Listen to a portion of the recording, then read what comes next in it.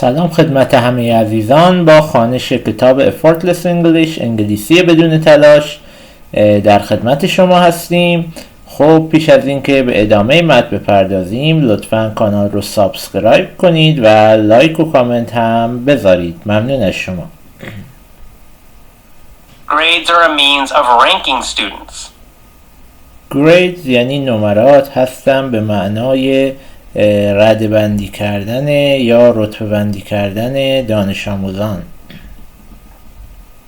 Most teachers and administrators are focused on ranking students rather than helping all succeed.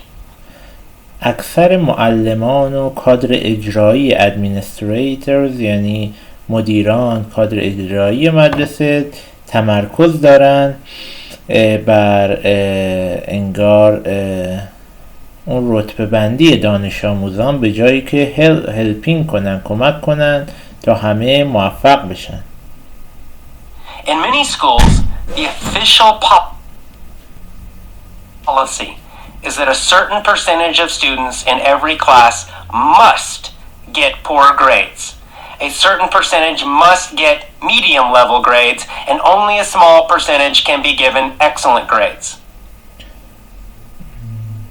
در بسیاری از مدارس in many schools the official policy یعنی سیاست رسمی اینه که certain percentage یعنی یک درصد معینی از دانش آموزان in every class در هر کلاس باید انگار نمره پایین بگیرن. A certain percentage must get medium level یعنی درصد مشخصی باید نمره متوسط بگیرن و تنها a small percentage can be given excellent grades و درصد بسیار کمی هم باید نمره عالی بگیرن.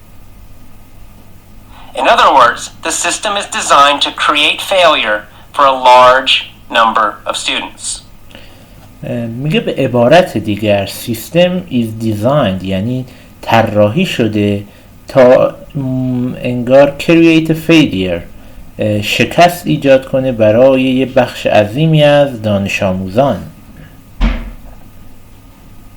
While working at a university in Thailand, I was told directly by my boss that too many of my students had high scores.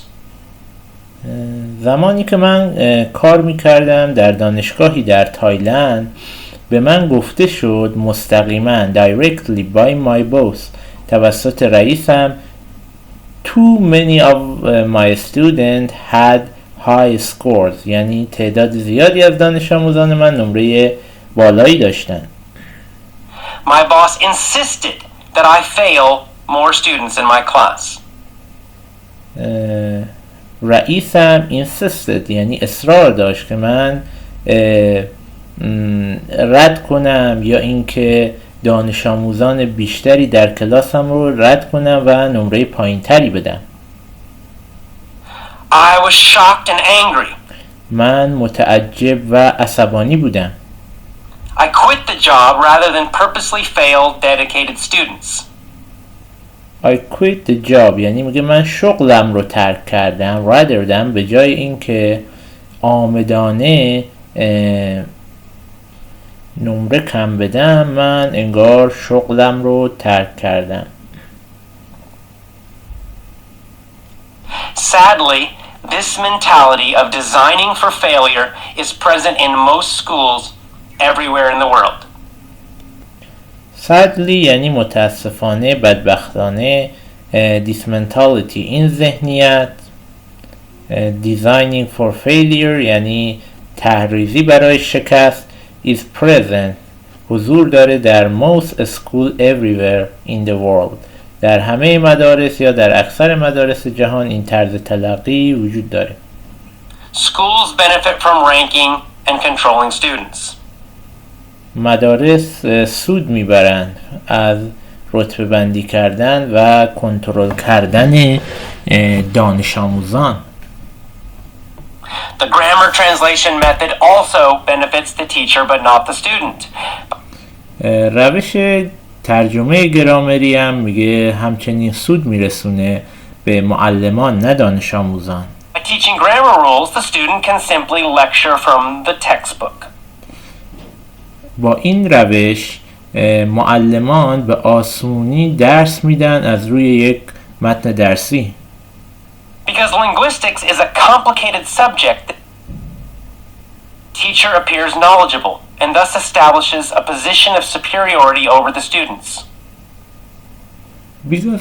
Because linguistics به خاطر اینکه زبانشناسی is a complicated subject، یک بحث بسیار پیچیده و معلمان به نظر میرسن انسانهای دانا و بنابراین ایجاد میکنن establish a position، یک موقعیتی به یک موقعیت superiority over the student، یعنی به یک تفوق و یک اینکه مرتبه بالاتری دارن و دانش آموزان باید برتری اونها رو احترام بنهن براشون به وجود میاد موقعی که زبان شناسی درس میدن به اونها.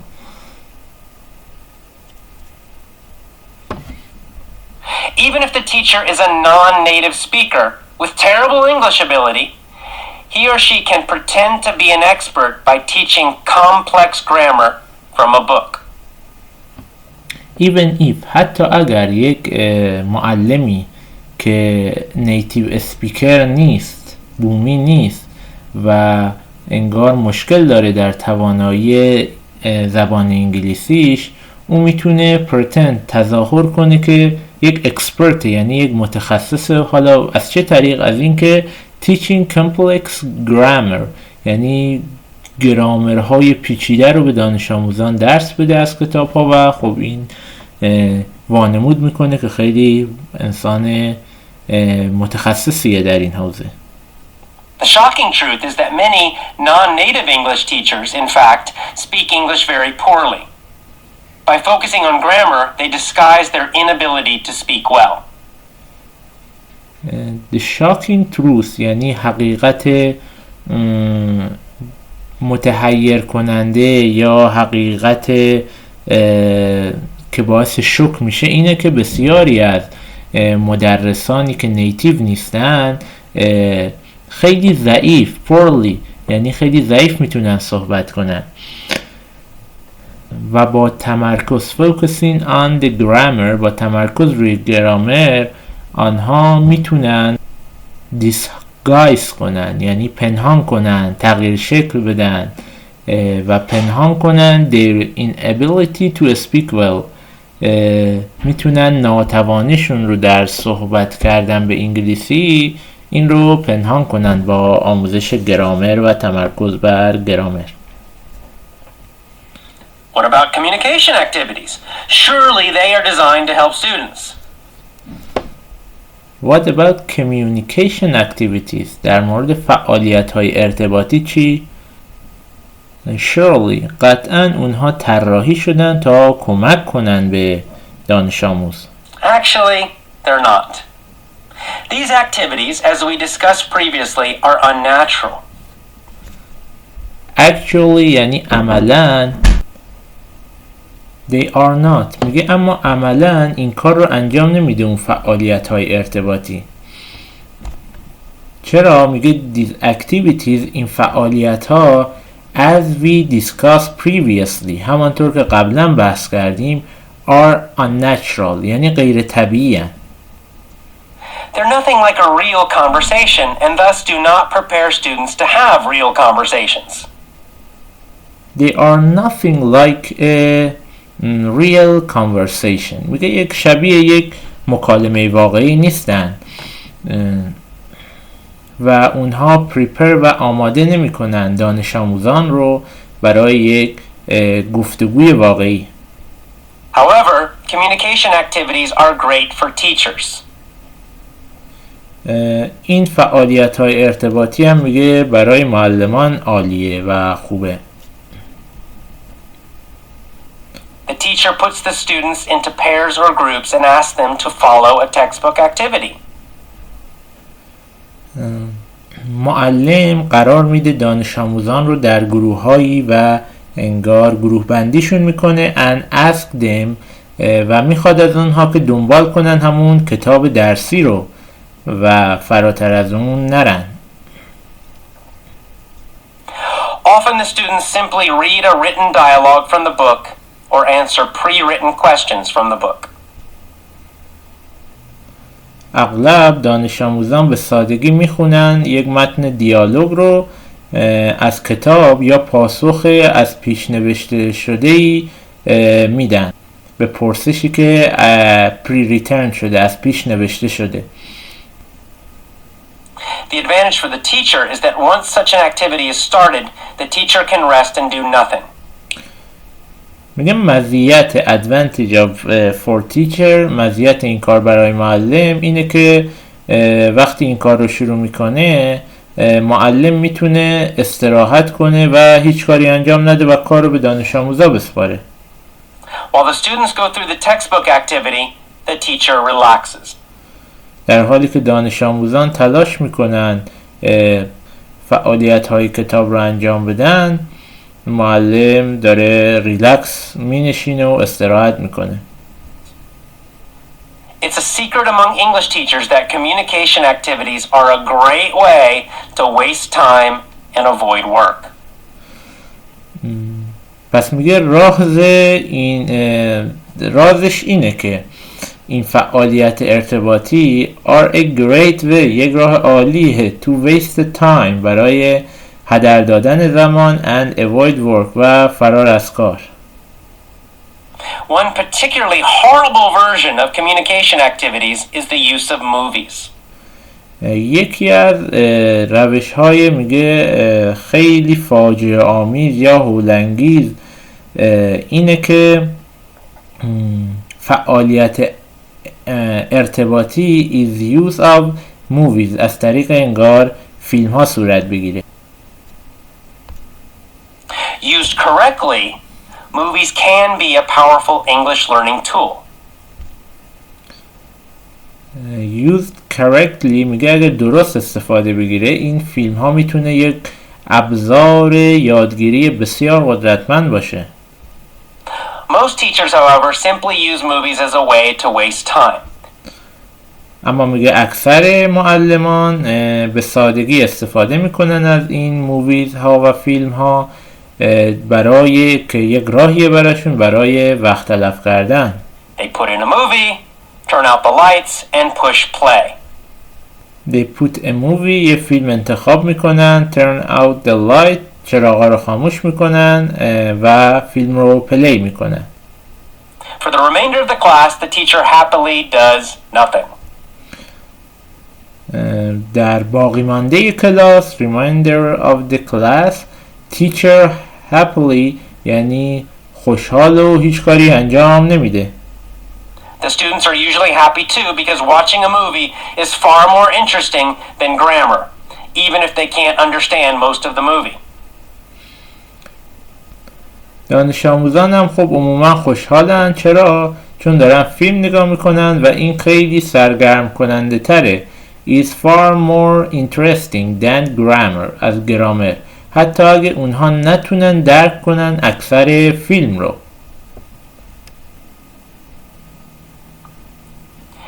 Passive low energy benefits the teacher. Passive low energy benefits the teacher یعنی فعالیت های خوب کم انرژی خوبه برای معلمان و مدارس. Finally, let's look at the low energy situation in most schools. در نهایت میگه بیاین نگاهی بندازیم به وضعیت سطح انرژی پایین در اکثر مدارس. From childhood, students are forced to sit for hours, motionless in chairs. از کودکی دانش آموزان مجبور میشن are forced که بشینن ساعتها بدون حرکت روی چیرز و همون صندلیاشون.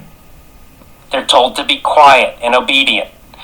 و اونها گفته میشه که be quiet باشن یعنی ساکت باشن و اطاعت کنن. By adulthood, most people are thoroughly trained. By adulthood یعنی در جوانی اکثر اونها از این طریق trained آموزش دیدن. They accept passive lectures and low energy as a normal part of learning. اونها میپذیرن passive lecture یعنی سخنرانی های منفعلانه و کم انرژی رو low energy as a normal part of learning به عنوان یک بخش طبیعی از یادگیری. Why would schools and teachers want low energy? میگه چرا مدارس و معلمان انرژی کم رو میخوان؟ Again, because low energy students are easier to manage. میگه زیرا اگر دانش آموزان انرژی کمی داشته باشن are easier to manage راحت تر میشه کنترلشون کرد. A teacher must work much harder with curious, energetic students. یک معلم must work باید کار کنه بیشتر و سخت‌تر با یک curious, energetic student یک دانش آموز فعال و یک دانش آموز کنجکاو باید برای اون وقت بیشتری رو اختصاص بده. Sadly, most teachers prefer the easy way. It's much easier for them to lecture quietly to passive students. میگه متاسفانه اکثر معلمان ما ترجیح میدن راه آسون رو. اونا بسیار براشون آسون تره که سخنرانی بکنن و دانش آموزان هم منفعل به اینها گوش بدن. The truth is that many حقیقت اینه که بسیاری از مدرسان خسته و پر استرسن. Because of this, they constantly look for ways to make their own job easier. به خاطر اینکه اونها پیوسته دنبال اینن که راهی رو پیدا کنن که شغل خودشون رو آسان تر کنن. Their first concern is not the students. They are not obsessively focused on getting better results for the learners.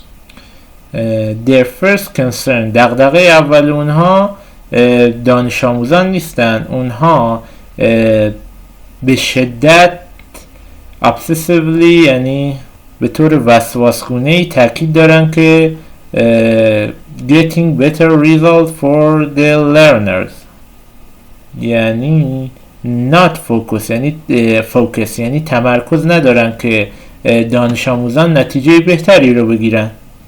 Rather در عوض Rather, they just want to get through their work day as easily as possible.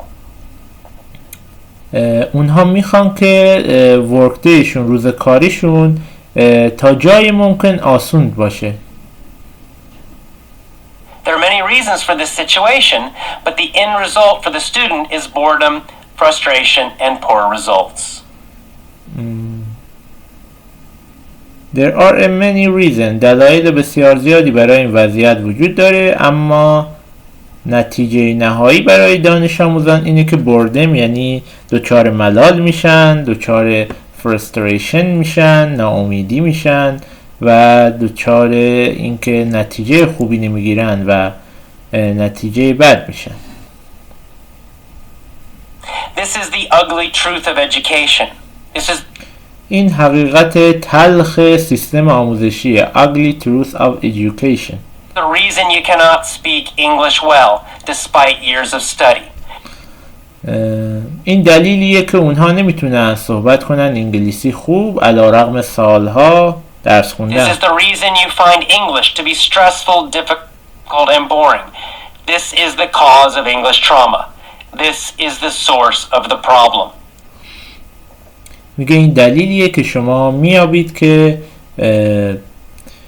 انگلیسی رو یک فعالیت پر استرس، مشکل و خسته کننده. این دلیل اون معضله انگلیسی یا زخم انگلیسیه. This is the source of the problem. این منبع و منشأ مشکله. Happily, there is a solution. Happily یعنی خوشبختانه there is a solution. راه حلی وجود داره. The internet has made independent learning easy for all. اینترنت انگار ساخته آسان ساخته made easily چی رو؟ independent learning یادگیری مستقل رو برای همه. No matter where you live or what you do, it is possible to master spoken English without schools. No matter مهم نیست که کجا شما زندگی میکنی یا چه کاری انجام میدی. ممکنه که مسلط بشین به انگلیسی بدون مدارس. All you need is an internet connection. تمام چیزی که شما نیاز دارید یک ارتباط اینترنتیه. In the next chapter, I will introduce the solution to English trauma. در فصل بعد next chapter I will introduce، یعنی من معرفی میکنم به شما راه حلی رو برای این زخم انگلیسی. You will learn how to heal and how to finally get the results you want with English speaking. من به شما یاد خواهم داد که چگونه هیل یعنی درمان کنید این زخم رو و چگونه شما سرانجام get a result نتیجه بگیرید از انگلیسی و بتونید انگلیسی صحبت کنید. خب تا اینجا کافیه. اگر از این فایل ها خوشتون اومده کامنت بذارید، ما رو لایک کنید و کانال رو هم سابسکرایب کنید و به دیگران معرفی کنید. ممنون از شما عزیزان. تا جلسه دیگر، خدا نگهدار.